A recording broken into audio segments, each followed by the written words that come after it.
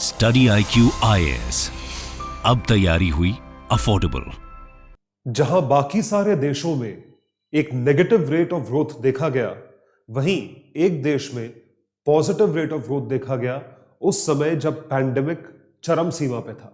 जी हां, मैं बात कर रहा हूं बांग्लादेश की। तो जानते हैं कि बांग्लादेश में क्या चीज गड़बड़ हुई, what went wrong with the Bangladeshi economy. So ladies and gentleman, boys and girls, आप सभी का बहुत बहुत स्वागत है स्टडी IQ IAS पर। मैं हूं आपका दोस्त, host, educator, mentor Sanghi sir. कैसे हैं आप लोग? तो जैसा कि आप लोग जानते हैं, स्टडी IQ जो है वो भारत का सर्वश्रेष्ठ यूट्यूब चैनल है जो IAS एस्पिरेंट्स की तैयारी करवाता है। तो जितने भी IAS एस्पिरेंट्स 2023 और 2024 की तैयारी कर रहे हैं, वो सभी हमारे प्लेटफॉर्म पर आकर अलग अलग कोर्सेज एक्सप्लोर कर सकते हैं। टॉपिक आप देख रहे हैं, what is wrong with the Bangladesh economy. Bangladesh की अर्थव्यवस्था में क्या चीज खराब है, इस चीज को एनालाइज करेंगे आज के इस वीडियो में। उससे पहले मैं आपको यह बता दूं, जितने भी हमारे PDFs मैं यूज करता हूं पढ़ाने के लिए, ये सारे के सारे PDFs अवेलेबल हैं मेरे टेलीग्राम हैंडल पे। The name of the Telegram handle is Ayush Sanghi's IAS academy. उसके साथ साथ आप मुझसे वेरियस सोशल मीडिया प्लेटफॉर्म्स पर जुड़ सकते हैं, टेलीग्राम पे, उसके सिवा इंस्टाग्राम पे और ट्विटर पे। यहां पर आपको बहुत अच्छी इंफॉर्मेटिव रील्स और कंटेंट मिलेगा जो कि ओपिनियन बेस्ड चीजों पर आपका एक माइंडसेट फ्रेम करेगा। I am present on all social media platforms. Stay connected with me on Telegram, on Instagram, on Twitter as well as on LinkedIn. So let's see how the Bangladesh's economy has fared and performed in the last 4-5 years and specifically in the last 2 years. खासकर पिछले 2 सालों में, यानी कि pandemic की शुरुआत से लेकर आज तक बांग्लादेश की अर्थव्यवस्था किस तरीके से परफॉर्म करी है। सो बांग्लादेश इकलौता ऐसा देश है और साउथ एशिया में इकलौता देश है जिसने पॉजिटिव रेट ऑफ ग्रोथ दिखाई, जबकि बाकी सारे देश नेगेटिव रेट ऑफ ग्रोथ में थे क्योंकि पैंडेमिक की वजह से लॉकडाउन लगा हुआ था। पर वहीं Bangladesh was able to retain its character of positive rate of growth. So आप देख सकते हैं, Bangladesh was shining with its growth rate of 3.4% even during the pandemic year. बहुत बड़ी बात है, this is a very big thing कि आप जो है 3.4% की ग्रोथ दिखा रहे हो पैंडेमिक ईयर में, जहां पे बाकी सारे देश, a year when every other economy registered a negative rate of growth, जहां पे उन्होंने नेगेटिव रेट ऑफ ग्रोथ दिखाई। अब ऐसा कैसे हुआ? बांग्लादेश की अर्थव्यवस्था को देखकर क्या लगता है? आप चाहे उनके एक्सपोर्ट्स देखिए, उनकी GDP देखिए, $460 billion of GDP of Bangladesh. Size भी देखो ना, अब आप इसको इंडिया से कंपेयर नहीं कर सकते। तो $460 बिलियन ऑफ GDP का जो देश है, estimated high growth rate of 7.2% in the current fiscal year. अभी वाला साल यानी कि 2022-23 फाइनेंशियल ईयर में 7.2% ग्रोथ जो है वो दिखाई है। Bangladesh looks a vibrant economy in turmoil south Asia, जहां पे बाकी सारे देशों के हालात बहुत बुरे हैं। श्रीलंका का हाल आप जानते हैं, भारत में रिसेशनरी फेज किस तरीके से है, मतलब भारत के हालात उतने बुरे नहीं है लेकिन अच्छे भी नहीं है। Pakistan is again in doldrums, where Myanmar, Nepal, Bhutan, amidst all these countries, Bangladesh is the best performing economy, or rather I would say Bangladesh is performing well. और आइए देखते हैं, एक्सपोर्ट पे नजर डालते हैं। एक्सपोर्ट पोटेंशियल जो है वो $52 बिलियन है और पर कैपिटा जाहिर सी बात है हिंदुस्तान से ज्यादा है। तो बांग्लादेश की अर्थव्यवस्था बहुत अच्छी फंक्शन करी। ऑल एंड ऑल 100 बात की एक बात, बांग्लादेश की अर्थव्यवस्था बहुत अच्छी फंक्शन कर रही थी।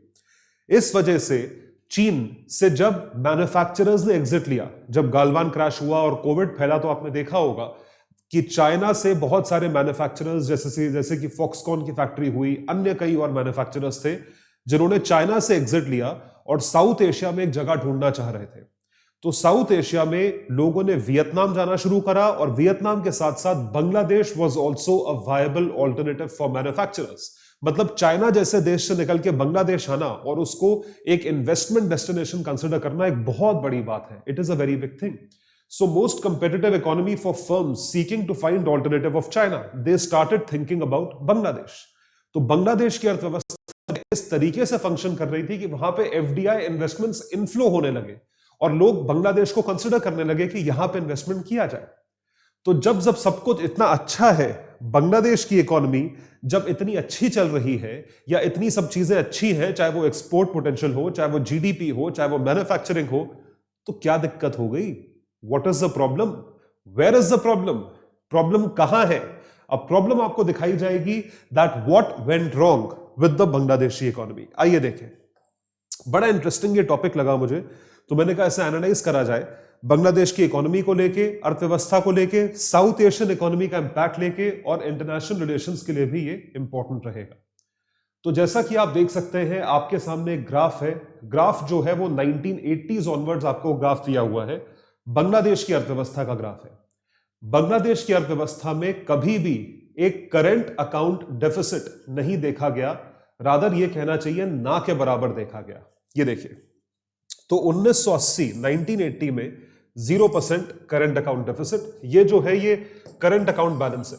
सो करंट अकाउंट बैलेंस जो था वो जीरो था। जीरो से मतलब ये है कि एक्सपोर्ट्स और इंपोर्ट्स का जो बैलेंस है वो जीरो था, जीरो के आसपास था, जो कि 2020 साल तक वो तकरीबन उतना ही रहा। It almost remained the same, थोड़ा बहुत जो है ऊपर नीचे फ्लक्चुएट करता रहा, which was close to zero. 2000 to 2016 तक, 2016 तक अगर देखा जाए इस पॉइंट तक, again it did not very much, बहुत ज्यादा वेरी नहीं करा। तो करंट अकाउंट सरप्लस में इकोनॉमी चली गई थी। बात करी जाए 2016 की, उसके बाद से लेके 2016 के बाद से लेके 2022 तक क्या हुआ? Massive current account deficit, massive तो फिर ये स्टेबलाइज हुआ 2020 में पैंडेमिक के बाद। फिर देखिए ये जो सिचुएशन है, ये जो लेवल है, this is 18 billion US dollars. 18 billion US dollar का डेफिसिट जो है वो बांग्लादेश उस पर बैठा हुआ है, 18 बिलियन यूएस डॉलर्स अप्रोक्सीमेटली। तो इसका मतलब ये है वो इकोनॉमी जो सिर्फ 6 साल पहले तक जिसका डेफिसिट नहीं था या ना के बराबर था या कम था, वो एकदम से 6 साल के अंदर 18 बिलियन यूएस डॉलर्स के डेफिसिट पर बैठी हुई है, which is a massive deficit, बहुत बड़ा डेफिसिट है। ये प्रॉब्लम है। This economy is on the verge of bankruptcy right now. जो इतनी बढ़िया फंक्शन करने वाली इकोनॉमी है, ये वर्ज ऑफ बैंक्रप्सी पे है। इसका रीजन जानते हैं क्यों, ऐसा क्यों है? What are the reasons for high current account deficit? Why did the CAD widen? Current account deficit होता क्या है, सबसे पहले ये जानते हैं। तो बीओपी, बैलेंस ऑफ पेमेंट में आपने डेफिनेटली देखा होगा, अगर आप मेरे पुराने वीडियोस देखेंगे तो आपको उसमें चीजें मिलेंगी। तो बैलेंस ऑफ पेमेंट के प्राइमरीली दो अकाउंट्स होते हैं, दो कंपोनेंट्स होते हैं। पहला होता है करंट अकाउंट, दूसरा होता है कैपिटल अकाउंट। करंट और कैपिटल अकाउंट। करंट अकाउंट में जितने भी करंट अकाउंट कंपोनेंट्स होते हैं, प्राइमरीली जो करंट अकाउंट का कंपोनेंट होता है वो गुड्स एंड सर्विसेज होते हैं। I repeat, they are goods and services. Trade जिसे बोलते हैं, जिसकी वजह से ट्रेड डेफिसिट आता है। तो goods and services, merchandise and services, उसमें इंपोर्ट एक्सपोर्ट का जो है आप बैलेंस लेते हो। You take the balance of import and export. तो जो भी फिगर ज्यादा होती है, मतलब अगर आपका सरप्लस है, मतलब अगर आपकी कमाई, आमदनी जो है खर्चे से ज्यादा है, तो you are in a surplus. और अगर उल्टा है तो जाहिर सी बात है आप डेफिसिट में हो, यानी कि लॉस में हो। इसको कहा जाता है current account deficit. I repeat, current account deficit when your expenditure is more than your earning. अगर आपका खर्चा जो है वो आमदनी से ज्यादा है, तो करंट अकाउंट डेफिसिट। ये करंट अकाउंट डेफिसिट ऊपर नीचे होता रहता है। बहुत सारे देश करंट अकाउंट डेफिसिट में है, चाइना को छोड़ के। वो बड़े मैसिव सरप्लस में होगा क्योंकि वो एक्सपोर्ट बहुत करता है। तो करंट अकाउंट डेफिसिट जो है वो फ्लक्चुएट करता रहता है, ऊपर नीचे, इट कीप्स ऑन फ्लक्चुएटिंग। अब फ्लक्चुएशन में अगर डेफिसिट इतना बड़ा चल के 15-20 गुना हो जाए, 18 बिलियन डॉलर हो जाए, तो उसका क्या मतलब है? इसका मतलब यह है कि या तो आपने इंपोर्ट बहुत भारी मात्रा में करा, इंपोर्ट के नाम का खर्चा होता है ना, you have imported a lot और यू हैव एक्सपोर्टेड लेस। दो ही रीजन हो सकते हैं, तीसरा कोई रीजन नहीं है। सो सबसे बड़ी चीज है यूक्रेन रशिया वॉर। सो यूक्रेन रशिया वॉर की वजह से लॉजिस्टिक्स, क्योंकि तेल महंगा हुआ, logistics became very expensive, transportation became very expensive, manufacturing became very expensive, oil became very expensive. तो ऑयल एक मेजर रॉ मटेरियल है या एक मेजर फ्यूल है जिसकी वजह से कोई भी चीज बनती है। बिजली बनानी है, तेल चाहिए, आपको इकोनॉमी चलानी है, तेल चाहिए, हर चीज ऑयल पे डिपेंडेंट है। तो अगर ऑयल महंगा तो बाकी सारी दुनिया भर की चीजें महंगी, तो इंपोर्ट्स जो है वो बांग्लादेश के महंगे हो गए। And mind you, Bangladeshi economy is primarily import driven economy. तो यदि आपके इंपोर्ट्स एक एक्स वैल्यू पे हो रहे थे तो वो अब 2x 3x वैल्यू पे हो रहे हैं। So Russia war led to spike in prices of commodities, commodities के दाम बढ़ते गए। Bangladeshi import most of its items and raw material items import हो रहे हैं इंक्लूडिंग ऑयल एंड गैस। तो ऑयल एंड गैस महंगा हुआ, जाहिर सी बात है मेरा इंपोर्ट बिल बढ़ गया, इंपोर्ट बिल बढ़ गया तो डेफिसिट बढ़ गया। The costly oil spiked the import bill. So Bangladesh के total imports month on month की बात कर रहे हैं, खतरनाक फिगर्स हैं, 21% से year on year in September 2022 compared with an increase of 43% year on year in the previous month. तो अगर सिर्फ और सिर्फ सितंबर के आंकड़े देखे जाए तो सितंबर को अगर अगस्त से कंपेयर करो तो 21% का जो है वो महंगा आइटम हमने इंपोर्ट करा। ये ग्रोथ नहीं है, मतलब अगर आज अगस्त के महीने में मैंने 100 रुपए के आइटम्स इंपोर्ट करे हैं तो सितंबर में मैंने 121 रुपए के आइटम्स इंपोर्ट करे हैं, इकट्ठे एकदम 21% राइज। और इसको अगर corresponding period of previous year से कंपेयर करा जाए, यानी कि सितंबर 2021 से कंपेयर करा जाए सितंबर 2022 को, तो 43% से ज्यादा इंपोर्ट है। तो दिस इज ह्यूज इंपोर्ट, ये बहुत बड़ा इंपोर्ट है। इतना इंपोर्ट अगर आपका बढ़ता रहेगा तो इंपोर्ट के लिए आपको डॉलर्स चाहिए, फॉरेन एक्सचेंज चाहिए, फॉरेन एक्सचेंज लेने के लिए आपको फॉरेन एक्सचेंज कमाना पड़ेगा, जिसके लिए एक्सपोर्ट चाहिए, एक्सपोर्ट उतना नहीं है। तो एस्टिमेटेड इंपोर्ट बिल देखिए कितने से बड़ा, expected to rise above $82 billion. तो $82 बिलियन जो है वो पिछले साल का इंपोर्ट था, उसके कंपैरिजन में इस साल का इंपोर्ट देख रहे हैं जब चीजें इतनी महंगी है। तो वो $82 बिलियन जो था वो $70 बिलियन जो लास्ट ईयर का बिल था उससे ज्यादा होगा, उससे 20% ज्यादा होगा, $82 बिलियन का बिल होगा, विच इज ह्यूज, बहुत बड़ा है। मतलब $12 बिलियन बढ़ना बांग्लादेश जैसी इकोनॉमी के लिए बहुत ज्यादा है, क्योंकि आप फिर इंपोर्ट, आप कैसे कमाओगे एक्स्ट्रा $12 बिलियन? पहले आपको $70 बिलियन में भी आप डेफिसिट में थे, $82 बिलियन पे आप और डेफिसिट में आ जाओगे। So these were the figures, the statistics on the basis of which year on year, month on month growth happened. तो क्या बात हो रही है, करंट अकाउंट डेफिसिट क्यों वाइडन हुआ? इस वजह से वाइडन हुआ। It widen because of this reason, ये ध्यान रखें, इस रीजन की वजह से ये चीज वाइडन हुई। तो जैसा कि आप जानते हैं कि हम डिस्कस कर रहे हैं कि ये क्यों वाइडन हुआ, प्राइमरीली एक रीजन है लॉजिस्टिक्स का, इंपोर्ट बिल का। तो इंपोर्ट बिल लॉजिस्टिक्स की वजह से inflation spike to uncomfortable levels. ये देश के अंदर की महंगाई की बात हो रही है। एक इकोनॉमी है, इंपोर्ट करती है तेल, उस तेल पे पूरी इकोनॉमी चलती है, पूरा ट्रांसपोर्टेशन, मैन्युफैक्चरिंग सब आपकी ऑयल पे डिपेंडेंट है, फ्यूल पे डिपेंडेंट है, क्रूड पे डिपेंडेंट है। अगर क्रूड महंगा आएगा तो मेरी लागत, रॉ मटेरियल इनपुट महंगा होगा, अगर वो महंगा होगा तो मेरा आउटपुट महंगा होगा, आउटपुट महंगा होगा तो देश में ऑलरेडी इन्फ्लेशन हो गया।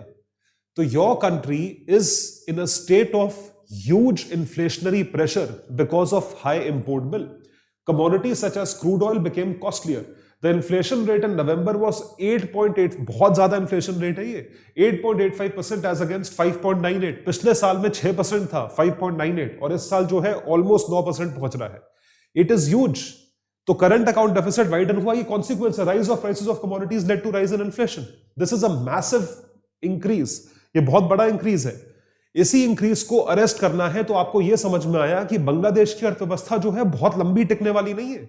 It cannot function for a very long time, क्योंकि अगर आपका करंट अकाउंट डेफिसिट बढ़ता गया, लॉसेस बढ़ते गए, तो कैसे काम करोगे, कहां से वो एक्स्ट्रा पैसा लाओगे? I hope you are able to understand. और दूसरी चीज जो मैंने आपको समझाया, क्योंकि डेफिसिट में एक तो इंपोर्ट हो गया, दूसरा है एक्सपोर्ट। एक्सपोर्ट जो आप करते हैं, एक्सपोर्ट्स कम हो गए। एक्सपोर्ट्स कम क्यों हो गए? क्योंकि आपकी मैन्युफैक्चरिंग उतनी सॉलिड नहीं है। बांग्लादेशी मैन्युफैक्चरिंग जो है वो उतनी सॉलिड नहीं है, या उस संख्या में नहीं हो पा रही है। भाई जितने अमाउंट में आपके इंपोर्ट हो रहे हैं उतने अमाउंट में आपके एक्सपोर्ट नहीं हो पा रहे हैं। उसके दो रीजन है, एक तो मैन्युफैक्चरिंग जो है वो उतनी नहीं है, दूसरा आपकी इकोनॉमी में इन्फ्लेशन है। बांग्लादेशी इकोनॉमी में इन्फ्लेशन है जिसकी वजह से चीजें महंगी है, उसकी वजह से चीजें महंगी हैं तो वो महंगी एक्सपोर्ट होंगी, महंगी एक्सपोर्ट होंगी तो दूसरे देश में जाके कम कंपेटिटिव हो जाएंगी, they would become less competitive. So Bangladesh is highly dependent on export earnings with 64% of total exports सिर्फ दो रीजन से, यूएस एंड ईयू, यहां से आते हैं. 64% टोटल. अगर 100 बिलियन का एक्सपोर्ट है तो 64 बिलियन जो है सिर्फ दो रीजन से आता है. These two markets become extremely crucial for export earnings to Bangladesh.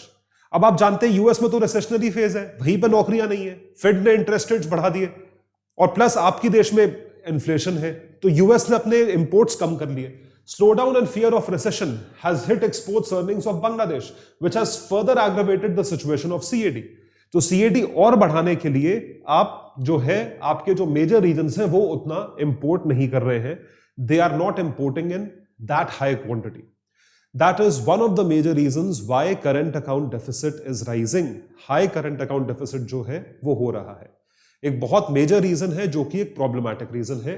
So this is something that has been done. और जैसा मैंने आपको बताया कि इन्फ्लेशनरी प्रेशर है, इंपोर्ट्स महंगे हुए, तो जो उनकी ऑफिशियल करेंसी है टाका, टाका is the official currency of Bangladesh, वो वीकन होती जा रही है. वीकन कैसे होती जा रही है कि अगर आप 83 टाका देके $1 खरीदते हैं, $1, 83 टाका देकर $1 खरीदा, अब वो 105 टाका देके $1 आता है, तो 20-25% से जो है इनकी करेंसी गिर गई.